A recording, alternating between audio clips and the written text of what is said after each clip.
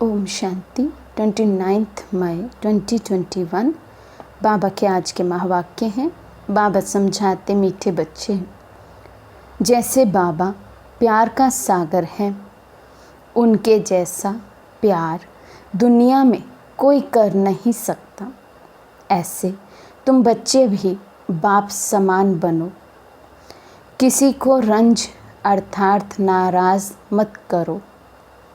प्रश्न है, किस प्रकार के ख्यालात चलते रहें तो खुशी का पारा चढ़ा रहेगा।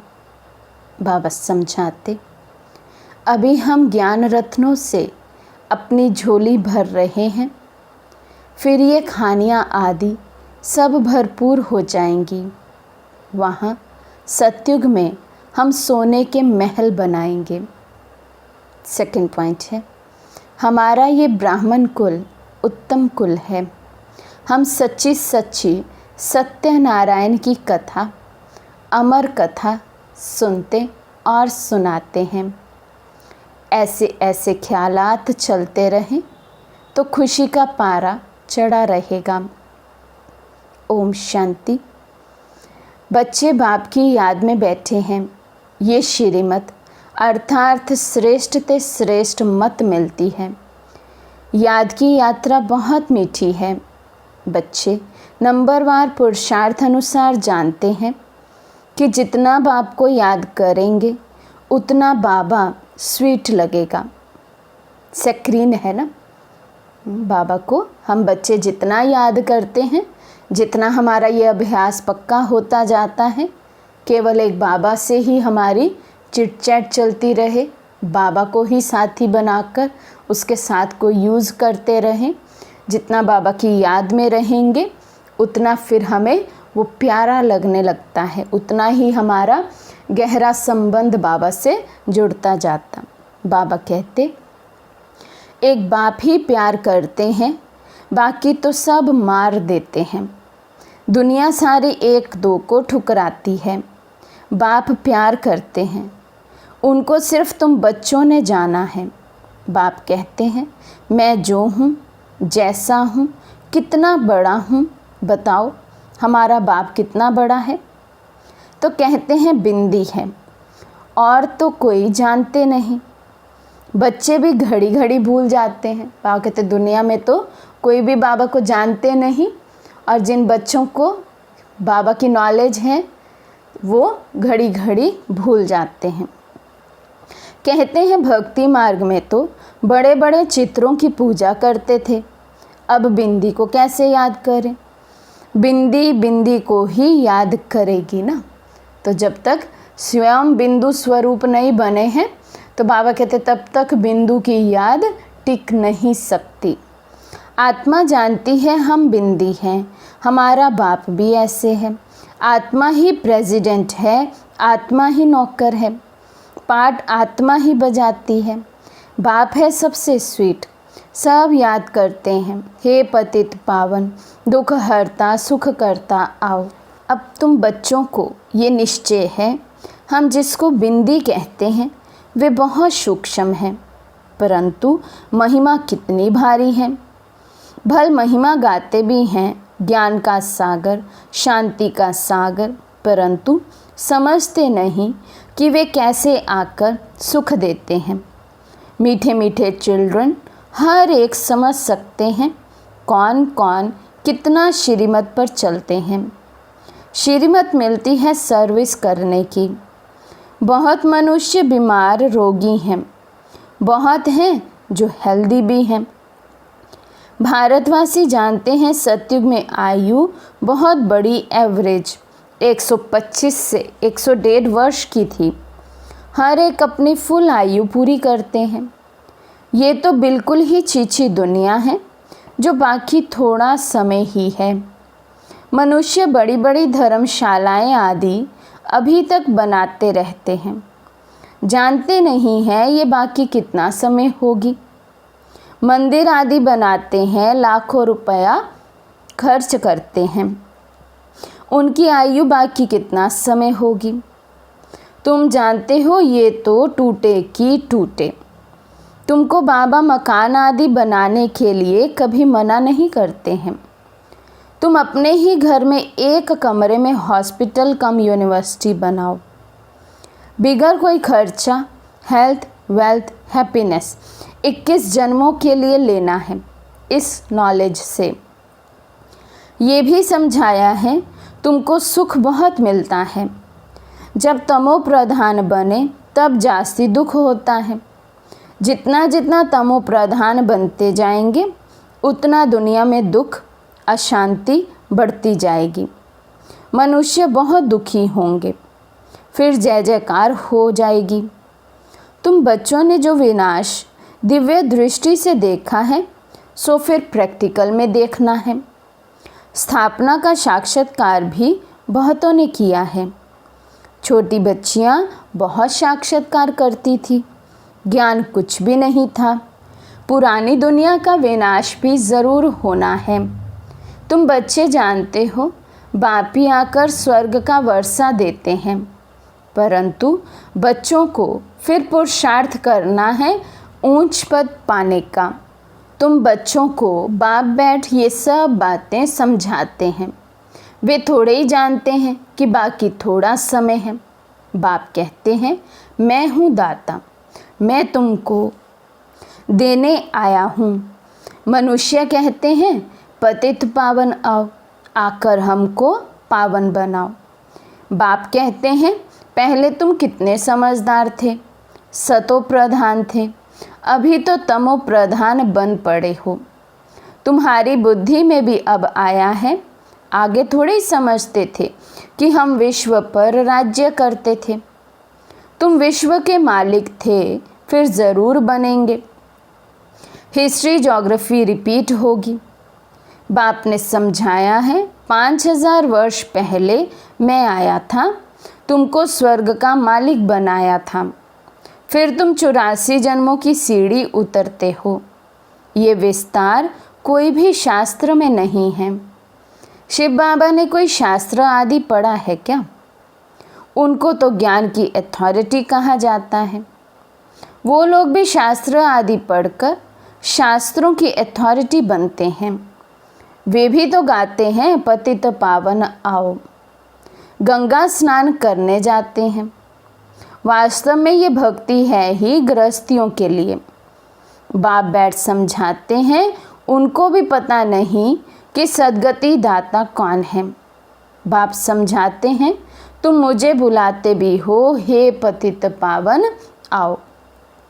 मैं तुमको पावन बनाता हूँ, मैं तुमको पढ़ाने के लिए आता हूँ। ऐसे नहीं कि हम पर कृपा करो, मैं तो टीचर हूँ, तुम कृपा आदि क्यों मांगते हो? आशीर्वाद तो अनेक जन्म लेते आए हो। अब आकर माँ बाप की मिल्कियत का मालिक बनो। और आशीर्वाद क्या करेंगे? बच्चा पैदा हुआ और बाप की मिल्कियत का मालिक बना। लौकिक बाप को कहते हैं कि कृपा करो। यहाँ तो कृपा की बात नहीं है, सिर्फ बाप को याद करना है। ये भी किसी को पता नहीं है कि बाबा बिंदु है। अभी तुमको बाप ने बताया है। सभी कहते भी हैं परम पिता परमात्मा, गॉड फादर, सुप्रीम सोल। तो परमात्मा ठहरा ना, वे है सुप्रीम, बाकी सब आत्माएं हैं ना। सुप्रीम बाप आकर बाप आप समान बनाते हैं और कुछ नहीं है। कोई की बुद्धि में होगा क्या कि बेहद का बाप जो स्वर्ग का रचयिता है, वे आकर स्वर्ग का मालिक बनाते हैं। तुम अभी जानते हो कृष्ण के हाथ में स्वर्ग का गोला है। बाबा कहते दुनिया में कोई भी ये बात को नहीं जानते कि जो स्वर्ग रचयिता है वही आकर हमें स्वर्ग का मालिक बनाते हैं।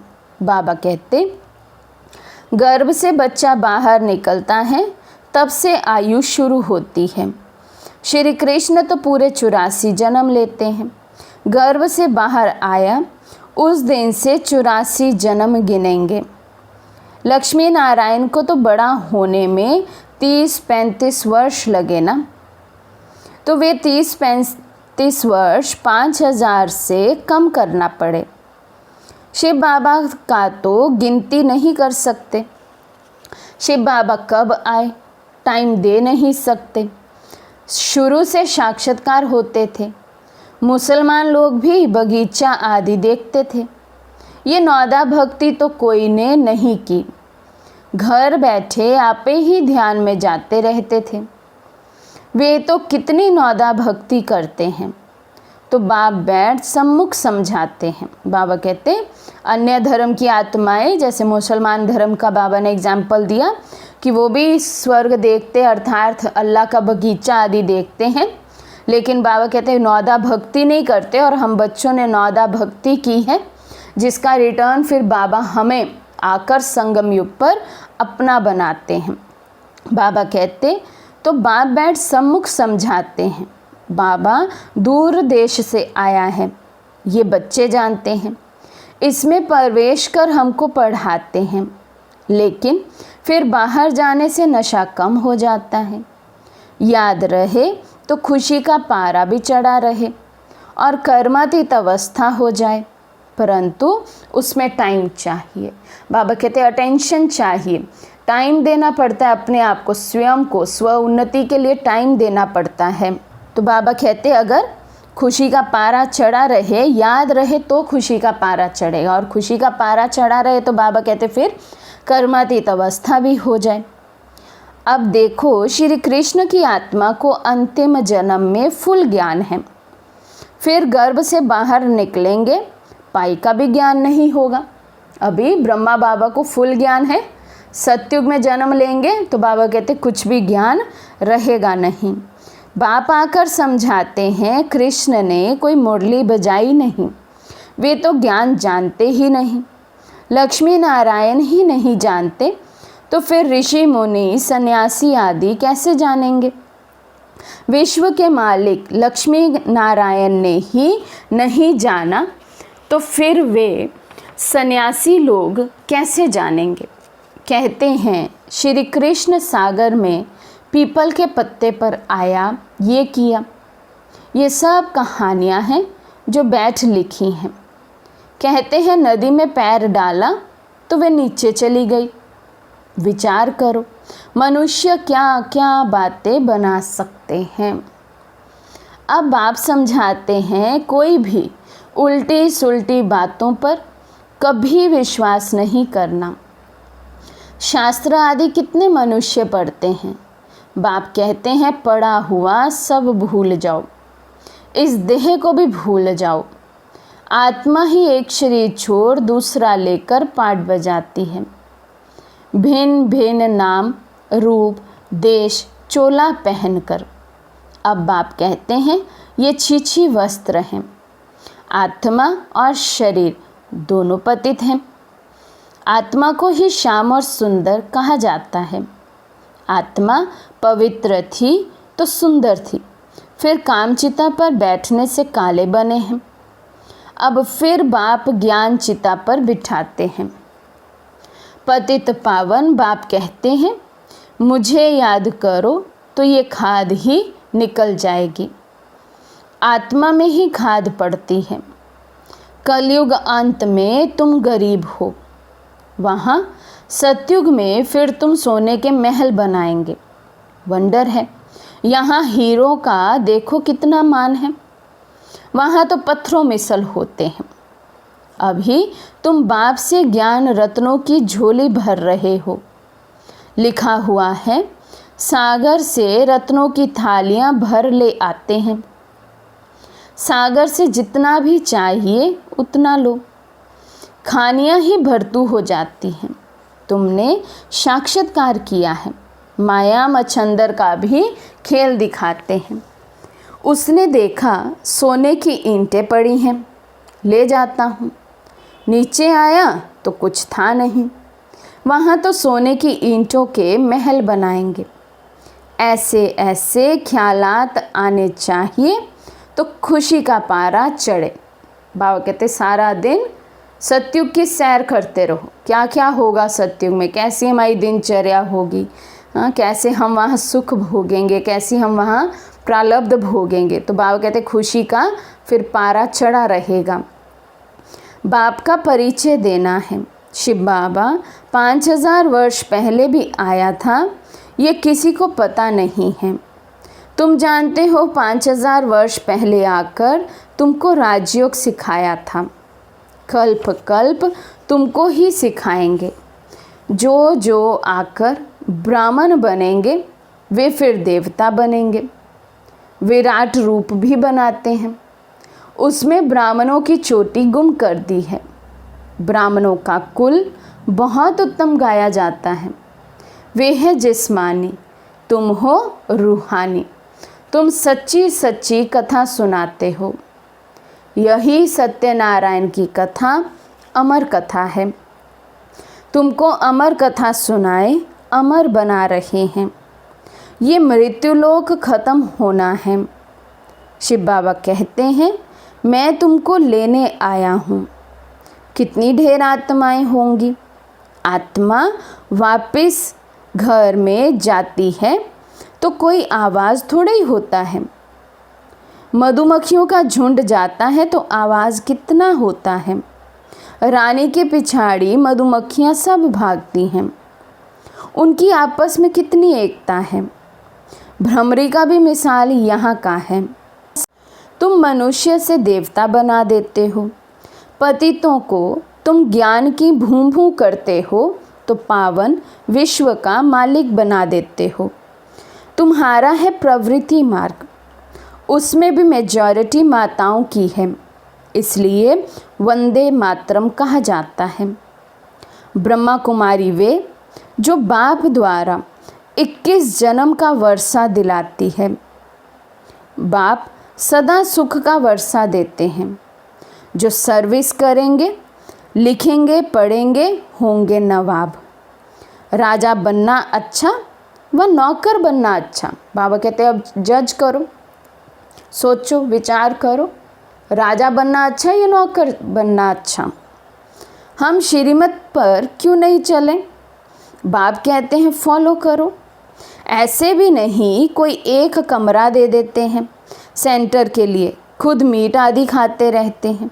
वे पुण्य आत्मा, वे पाप आत्मा, फिर आश्रम नहीं रहेगा। पहले समय की बात है, अभी तो कुछ ऐसा होता नहीं होगा और अभी तो समय अनुसार हो भी नहीं सकता है। तो पहले बाबा समझा रहे हैं कि कोई अगर सेंटर के लिए अपने घर में एक कमरा दे देते और फिर खुद वहाँ अशुद्ध भोजन चलता रहे, एक तरफ क्लास चलती रहे, एक तरफ घर में अशुद्ध भोजन चलता रहे, तो ऐसे तो बाबा कहते हो नहीं सकता है, फिर आश्रम रहेगा नहीं। तो घर में स्वर्ग बनाते हैं तो खुद भी स्वर्ग में होना चाहिए। सिर्फ आशीर्वाद पर नहीं ठहरना है, बाप को याद करना है, पवित्र बनाकर ही साथ ले जाएंगे। तुमको तो बहुत खुशी रहनी चाहिए। कितनी भारी लॉटरी मिलती है। बाप को जितना याद करेंगे उतना विक्रम विनाश होंगे। बाप जितना प्यार दुनिया में कोई कर नहीं सकता। उनको कहा ही जाता है प्यार का सागर। तुम भी ऐसे बनो। अगर किसी को दुख दिया, रंज अर्थात नाराज़ किया, तो रंज होकर मरेंगे। ये कोई बाबा श्राप नहीं देते हैं, समझाते हैं।